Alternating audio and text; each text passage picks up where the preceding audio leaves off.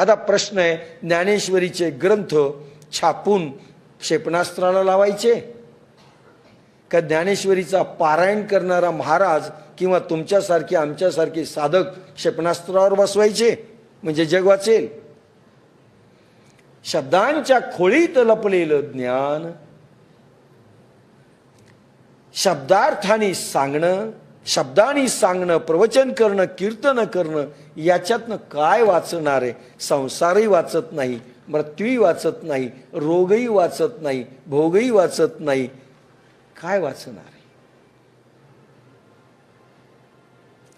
आणि म्हणून कसं वाचणार हा प्रश्न येतो, याचं उत्तर आज धार्मिक नेते देऊ शकत नाही, त्यांना माहिती नाही. फक्त राम बोलो आणि पारायण करो, कीर्तन करो, भजन करो, बस पुराण सुनो, कथा सुनो, भागवत कथा सुनो, मरे दम तक